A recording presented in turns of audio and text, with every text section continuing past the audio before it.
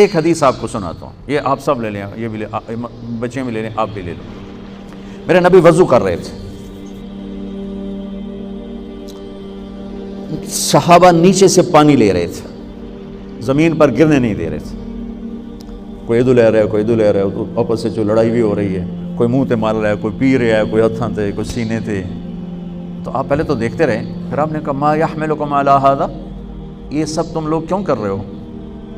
کہا جی حبا للہ ولرسولہ، کہا جی اللہ اس کے رسول کی محبت میں کر رہے ہیں۔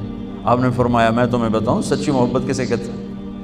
میں تمہیں بتاؤں سچی محبت کسے کہتے ہیں؟ من سرہ ان یحب اللہ ورسولہ ویحبہ اللہ ورسولہ، میں تمہیں ایک بات بتاتا ہوں، جس پر تمہاری محبت اللہ اس کے رسول کے ہاں سند یافتہ ہوگی، قبول ہوگی، اور اگلی خوشخبری یہ ہے کہ تم سے پھر اللہ اس کا رسول بھی پیار کریں گے۔ جو باتیں میں تمہیں بتانے جا رہا ہوں یہ تم کرو گے تو اللہ بھی تم سے پیار کرے گا، میں بھی تم سے پیار کروں گا، اور تمہارا پیار ہم قبول کریں گے۔ یہاں تو ہر ایک عاشق رسول ہونے کا دعویٰ کر رہا ہے، تو اب معیار کیا ہے؟ جیسے آپ ڈاکٹر ہونے کا کوئی دعویٰ کرتا ہے تو اسے پھر وہ ڈگری دکھانی پڑتی ہے، تو پھر وہ ٹھیک ہے کلینک چلا سکتا ہے۔ تو میرے نبی نے فرمایا میں تمہیں بتاؤں کہ اللہ اس کے رسول سے سچا پیار کرنے والا کون ہے، کہ جس سے اللہ اس کا رسول بھی پیار کرتے ہیں جان بین سے۔ تو سننا میرے بچوں، فَلْيَصْدُقِ الْحَدِيثَ إِذَا حَدَّثَ، مجھ سے پیار کرنا ہے اور میرے رب سے کرنا ہے تو پھر زندگی میں سچ بولنا پڑے گا، جھوٹ نہیں بولنا ہے، سچ بولنا پڑے گا، جھوٹ نہیں بولنا ہے، سچ بولنا پڑے گا۔ میرے دیس کو بجلی کی کمی نے نہیں مارا، میرے دیس کو معیشت کی کمزوری نے نہیں مارا، میرے ملک کو قرضوں کے بوجھ نے نہیں مارا، میرے ملک کو جھوٹ نے مارا ہے کہ پورے پاکستان میں پاؤں میں چھالے پڑ جائیں گے تمہیں سچا آدمی تلاش کرنے کے لیے۔ جب کسی قوم میں جھوٹ پھیل جاتا ہے وہ اللہ کی لعنت کا شکار ہو جاتا ہے، فَنَجْعَلْ لَعْنَةَ اللَّهِ عَلَى الْكَاذِبِينَ، اللہ کی لعنت برستی ہے جھوٹے انسان پر، جھوٹے مرد پر، جھوٹی عورت پر، جھوٹے معاشرے پر۔ تو میرے نبی نے حب رسول کا، حب رسول کا، حب محبت رسول کا پہلا پیمانہ سچ، سچ بول۔ اس پر ایک اور حدیث یاد آئی، جب اللہ جنت میں اپنا دیدار کرائے گا نا، جنت کی سب سے بڑی نعمت ہے اللہ کی زیارت۔ جب اللہ تعالیٰ اپنی زیارت کروائے گا اور پردہ ہٹائے گا تو سب سے پہلے کیا الفاظ اللہ ارشاد فرمائے گا؟ مرحباً بالصادقین، میں اپنے سچے بندوں کو مرحبا کہتا ہوں۔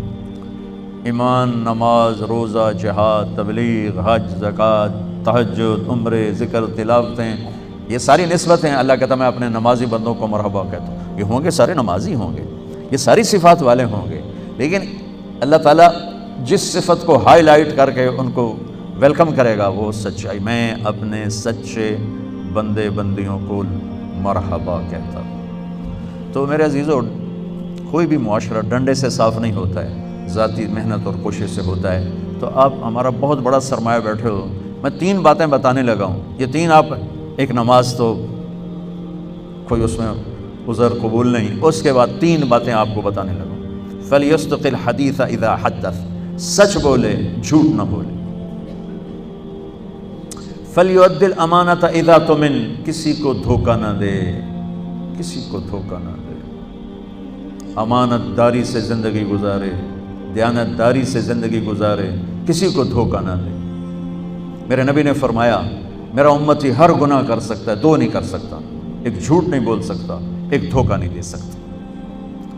جریر بن عبداللہ رضی اللہ تعالیٰ عنہ نے اپنے نوکر سے کہا گھوڑا خرید کے لاؤ، وہ لے کر آئے منڈی سے 300 کا، کہنے لگے جی آپ پیسے دے دیں، میں نے 300 میں سودا کر دیا ہے۔ تو وہ گھوڑے کو دیکھا تو وہ قیمتی تھا، جریر بن عبداللہ شہزادے تھے، شاہی خاندان کے تھے، یمن کے گھوڑوں کی نسلوں کو جانتے تھے۔ کہنے لگے میرے بھائی میں تیرے گھوڑے کے 400 کر دوں؟ کہا جی کر دو۔ کہا 500 کر دوں؟ کہا کر دو۔ کہا 600 کر دوں؟ کہا کر دو۔ پھر وہ تھوڑا پریشان ہونے لگا، بھائی کدی خریدار بھی مول بدایا تو بیچنے والا اوپر کھڑا ہوتا ہے، خریدار نیچے کھڑا ہوتا ہے. یہ تو الٹا کام ہو رہا ہے. خریدار کہہ رہے 500 کر دوں، 600 کر دوں، 700 کر دوں، 800 کر دوں. کہ حضور میں تو 300 تو بھی راضی ہوں. تو 500 کیڑی گل بتایا، کبھی اس کو 800 دے دو. وہ تو چھلانگے مارتا چلا گیا. جب وہ نکل گیا تو کہنے لگے، تو ان کے نوکر نے کہا حضرت میں جو 300 میں سودا کر کے لایا تھا تو یہ کس خوشی میں 500 بڑھا ہے؟ یہ میری گھڑی ہے، میں 100 روپے میں بیچوں، 1000 میں بیچوں، اور آپ گاہک ہیں، آپ 1000 میں لے لیں تو یہ شرعاً جائز ہے. میں نے بہت زیادہ منافع لے لیا، قانون کی پکڑ میں نہیں. چونکہ میں نے کہا جی جتنے لینے انہوں نے کہا لو، ہو گیا. لیکن ایک ضابطہ اخلاق ہے، ایک ضابطہ قانون، ایک ضابطہ اخلاق ہے. ان کا میں جو 300 میں سودا کر کے آیا تھا تو پھر یہ 500 بڑھا کے کیوں دیے؟ تو وہ فرمانے لگے اس کا گھوڑا 300 کا تھا نہیں، 800 کا تھا، اور میں نے اللہ کے نبی کے ساتھ وعدہ کیا تھا جب تک زندہ رہوں گا کسی کو دھوکہ نہیں دوں گا. سب کی خیر خواہی چاہوں گا، سب کی خیر خواہی چاہوں گا. تو میرے عزیزو، دوسری سے پہلی سچ بولنا، دوسری کسی کو دھوکہ نہ دینا، کسی کو دھوکہ نہ دینا. اچھا اب پھر ایک اور سائڈ سے غور کرو. میرے نبی کی صفات تو اللہ کے سوا کوئی نہیں گن سکتا، ہم تو چند ایک جانتے ہیں. ان تمام صفات میں 2 صفتیں ہائی لائٹ ہوئیں اور آپ کا نام بن گئیں، الصادق الامین. الصادق الامین، سچائی، دیانتداری. یہی 2 باتیں میں یہاں کہہ رہا ہوں، سچائی، دیانتداری. الصادق الامین، سچ بولنے والے، دیانتدار. اور کہلوایا غیر مسلموں سے، کافروں سے کہلوایا سچ بولنے والے، دیانتدار.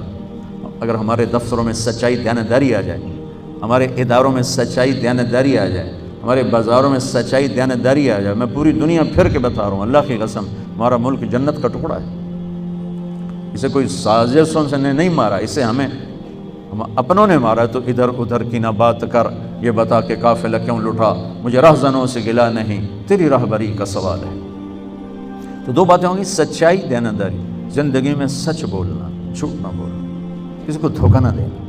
ابھی تو آپ پڑھ رہے ہو بچے ہو، لیکن چھوٹے چھوٹے دھوکے یہاں بھی چلتے ہیں، خاص طور ہاسٹل لائف میں، تو لین دین میں.